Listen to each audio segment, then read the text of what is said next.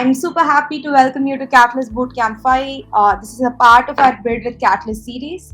As always, our 4 steps to ensure that you have a great experience.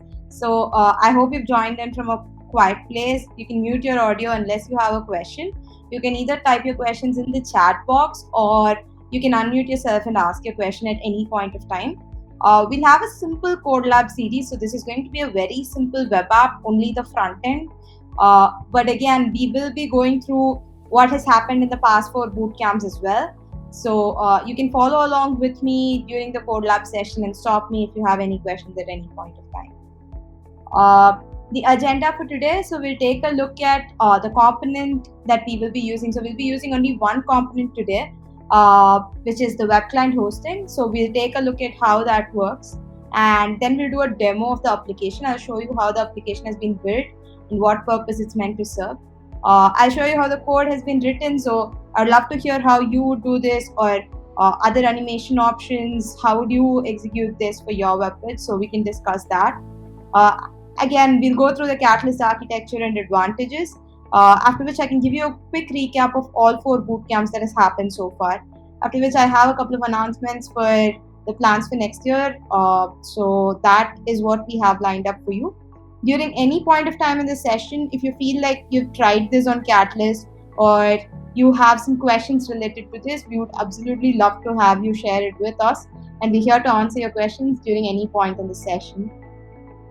So we're going to work only with the web client hosting option today. The web client hosting feature on Catalyst can be used to host your front-end applications. So today I have a static web application that is used to convey a Christmas greeting. So I have this hosted on Catalyst and in my local debugging environment. So the way Catalyst works is we've got 3 development environments: local debugging, development sandbox, and production. So I will show you how the code exists in my local machine. So that is hosted on localhost. So that is purely in my machine and not in, it cannot be accessed by anyone else. Then we have the development sandbox, which is like a testing environment. So the code in development sandbox can be accessed by your QA team or other stakeholders. And then we'll push the code to production. Production is where you have the stable version of your application for your users to access. So you can iterate the code in local sandbox and local machine and development sandbox when you have a stable version of the application in production. With this, today's application is going to be very simple. This is because we did the Catalyst 101 series this month, first week of December. And we got a lot of feedback saying, are there any beginner friendly applications? So we wanted to make sure that this is completely beginner friendly. So you don't have to worry if this is your first application on Catalyst. This is going to be perfectly doable. So I would like to show you a quick demo in localhost as well as the hosted environment. So I'll go through the code to show you exactly what has been done and then take you through the process. So for example, this is my index.html page. Of course, if you have a web page that has CSS, it's preferable to move it to your CSS file. Right now I've got a couple of styles listed here. But let me first run the catalyst serve command to show you how the web page looks and then continue with this. So I'm going to stop sharing my screen for a minute. I'm going to open up the serve. I'm going to type the catalyst serve command in my working directory and show you exactly how the web page looks. So this is the... Yes. There's just one request here on the chat, and she's there. Can we make the fonts a little bigger? Sure.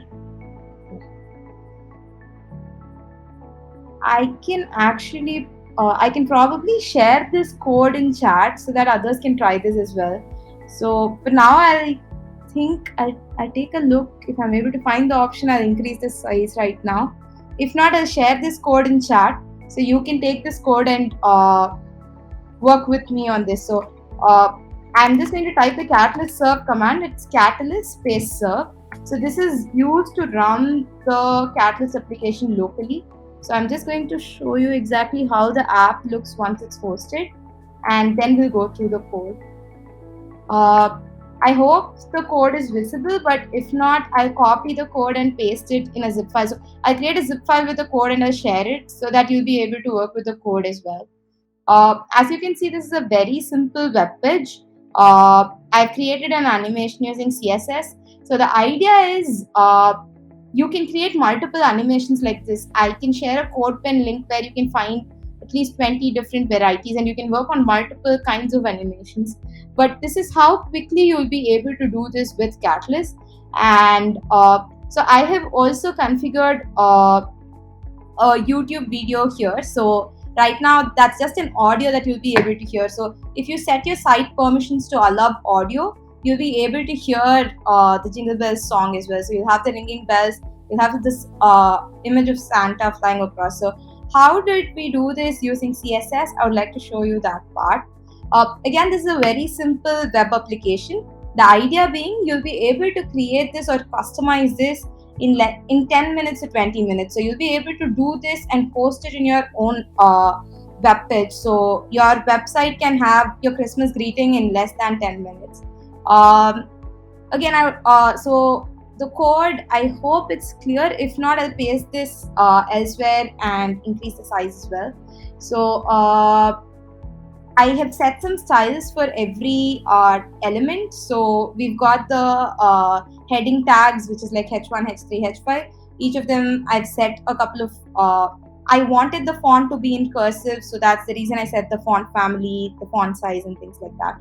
Again, if you want the web page to be responsive in a mobile app as well, you'd have to make sure you don't set static sizes and you set the percentage or the viewport as well. So right now I wanted it to be ideal only for a web app, so I was able to do this. But you can go ahead and set it up in case you want this to be displayed in a mobile application as well. So I have set font styles for H1, H3, H5 elements, and I have set an animation. So we'll go through this animation in detail to understand exactly how it works. This animation is for Santa who is traveling across the screen for us.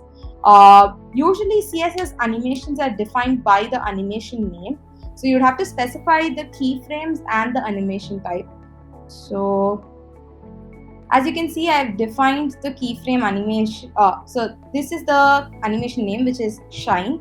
So in this, I've got an infinite loop. So every time Santa starts from 0% and moves to 100%, this is the percentage of completion of the animation. So between 0% to 100%, Santa will move in the respective direction. So this is something you might have to again check for responsiveness based on where you host your application. So if you want this to be compatible for a mobile app, you might have to change the coordinates. But the basic idea is I'm making the image move from 0% to 100% during the time of animation. I have also set the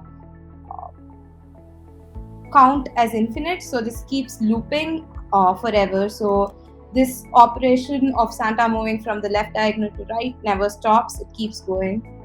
Is this the only thing you can do? Of course not. So you can have gifts dropping. So I have added a snowflake animation here. Again, this is an npm package that I've used, so you'll be able to install this very easily using the npm install command. So I have used the snowflakes package and set the color and opacity. You'll be able to do this in your application as well. So this way you wouldn't have to write any custom code to have the snowflakes falling down. All you would have to do is simply configure this according to your application. You'll also be able to set up confetti. So this is something that I haven't done in my application. I've added the code, but I haven't done it here. I would love to see if any of you implement this. I would love to see your code sample. So all you have to do is call this function right here. So on body load, you'll call the confetti application. So confetti is again an npm package that is pre-built and provided for you. By using the confetti package, you'll be able to see a burst of confetti when you load the page. So if I give that on load, you'll be able to see all the emojis listed here as a part of the confetti.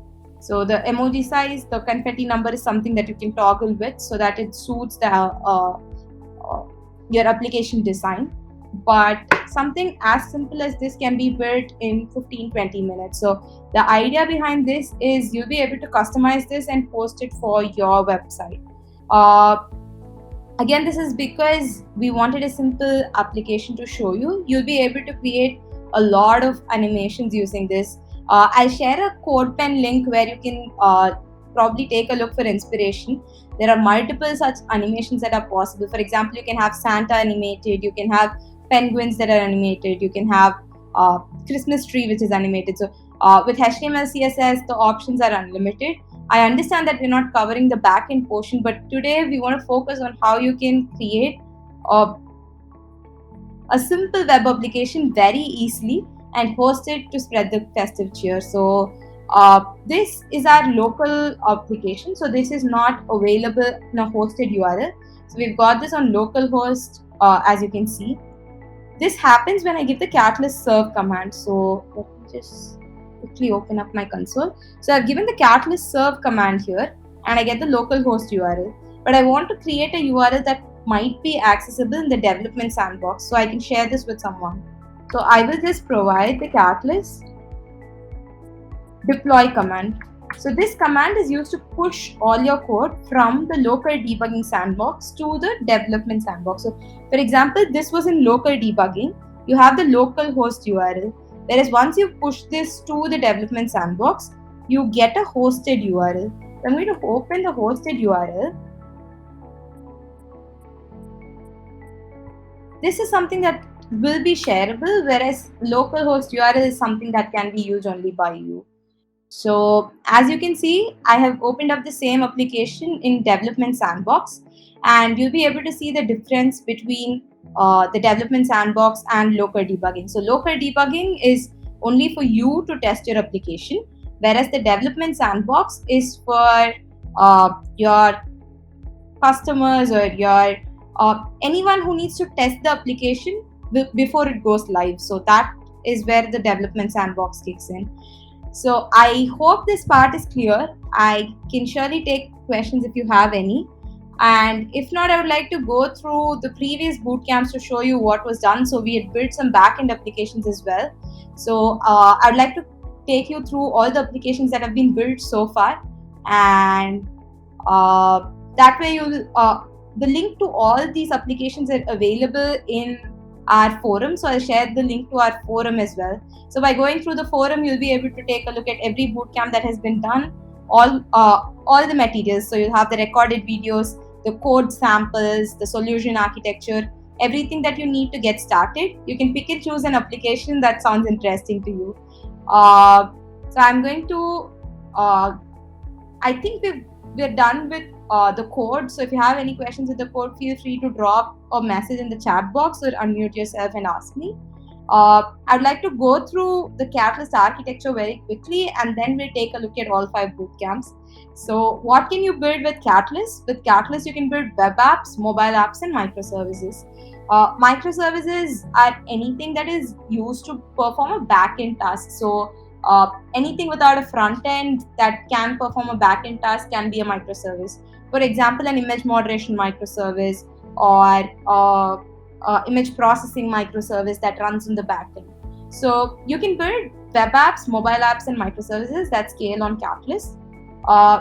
We've got application-specific tools. So for example, if you want to host a web app, you need web client hosting. So that is available on Catalyst. If you want to track the mobile analytics, or if you want to have a version of the app hosted across an organization, we've got mobile device manager for hosting Catalyst applications, and we've got the mobile analytics tools to help you with crash analytics and more debugging details. We've got pre-built microservices, so this is part of our ZIA suite and other microservices as well. So we've got pre-built microservices for operations like user authentication, and we've also got our ZIA suite, so REST APIs for advanced AI operations. This could be something as familiar as an OCR to convert text images to text, or you could have an image moderation that is being done. So we have a complete ZIA suite that is powered by Catalyst. These together give you the tools required to build your applications. We've also got additional tools for logging, security, and communication. And our core offerings are our backend services, function services, and AI as a service. So by backend services, I'm referring to our file store, data store, and cache. Our data store is a relational database. So I'm going through this lightly, quickly, because if there is someone who's been for all sessions, this might be repeated information. But if there is a specific component that interests you, please leave a message in the chat box and I would love to explain that in detail. So we've got the file store data. File store is an object level file store with read and write permissions on the folder level. We've got the data store, which is a relational database management system. And the cache is a Redis cache that's pre-provisioned for every project with multiple segments.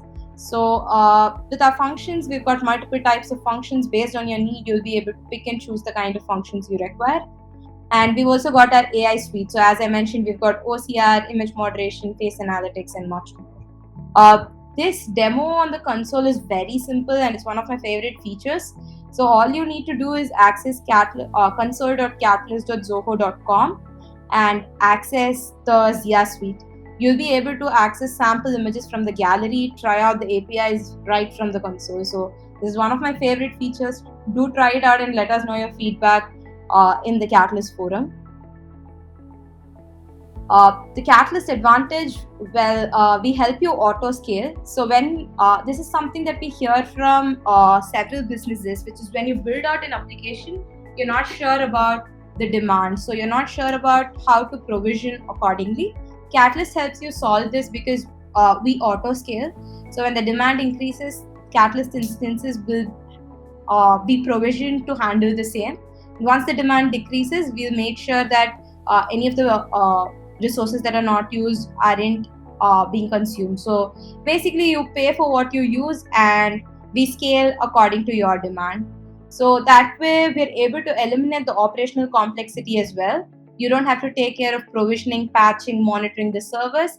All you have to do is write your code and deploy it on a reliable architecture. Catalyst is powered by Zoho's infrastructure. So Zoho has 50 plus apps that cater to 70 million plus users around the globe.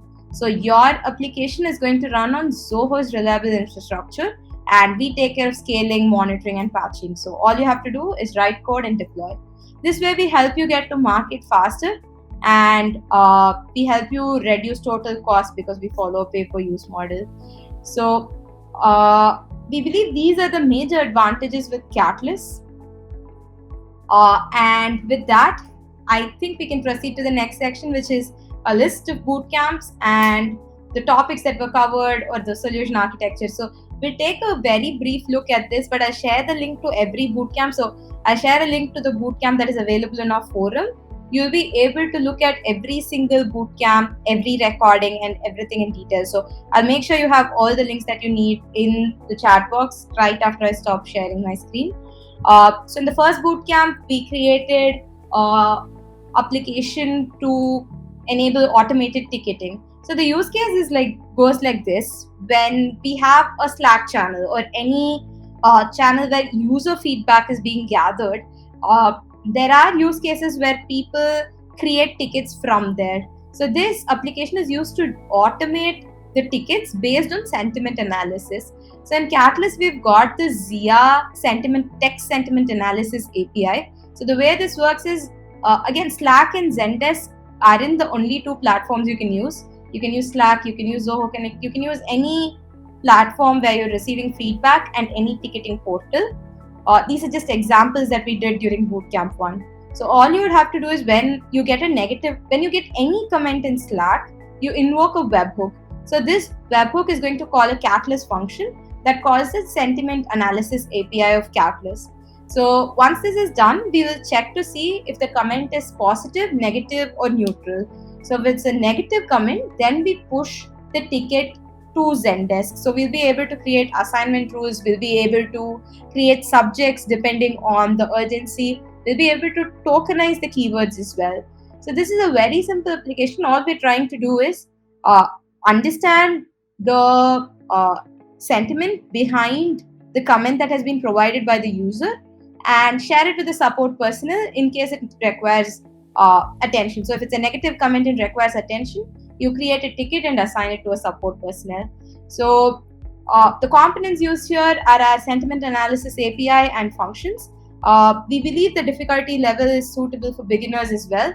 If you're familiar with the concept of webhooks, and you have a little bit of coding experience, we believe this should be an interesting application for you to start off with. In Bootcamp 2, we built an application for image moderation. So when this was basically for a photography contest, but can be repurposed for the same image for the forums as well. So when you have a forum where you have to have control over the kind of images that are being shared, you can take a look at this application. So what we do is we have an advanced IO function that is going to trigger a call in the file store. This is going to perform the image moderation operation to check if the image is safe. When I say safe, I'm referring to 6 categories that Zia checks. This is including whether the image contains blood, whether it contains heavy weaponry, and things like that. So once that's done, we'll be able to sense the sentiment behind it and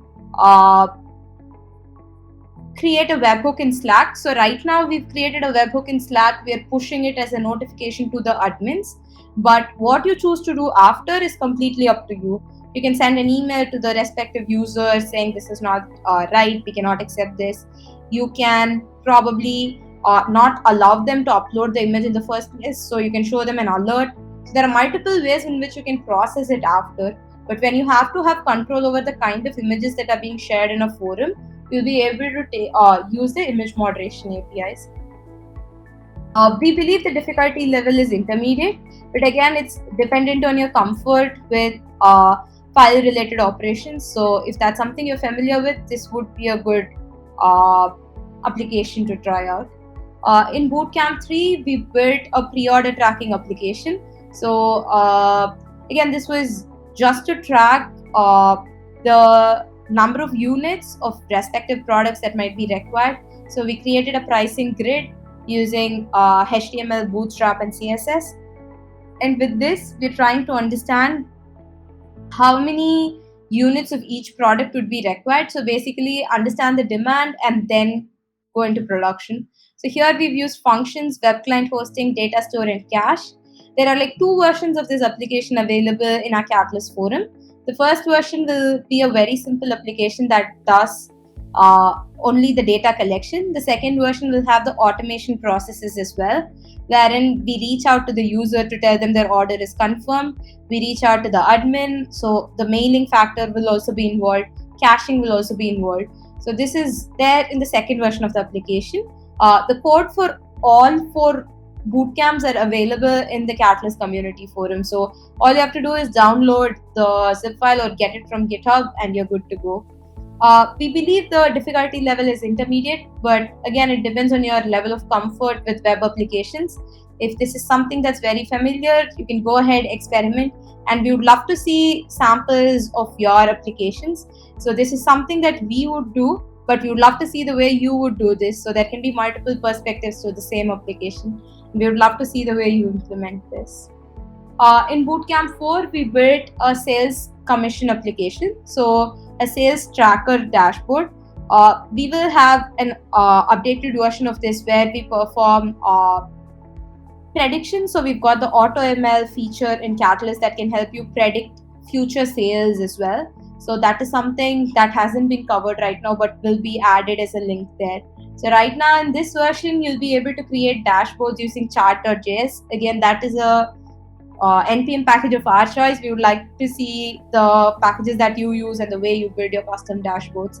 So the components used are functions, web client hosting, and data store. So we're pulling the data from where it is being stored. So your sales information can be stored on any CRM platform. We are using Zoho CRM as an example, but this is not a limiting factor. So irrespective of where you have the sales data, you'll be able to pull it, create visual dashboards that are appealing, and ones that help you make decisions. So this was covered in Bootcamp 4, and we've got Bootcamp 5 today. So we just built an application to spread the festive cheer. We took a look at how to create CSS animations, and hopefully we'll take a look at multiple exciting examples that are submitted by attendees today and others who take a look at the forum as well.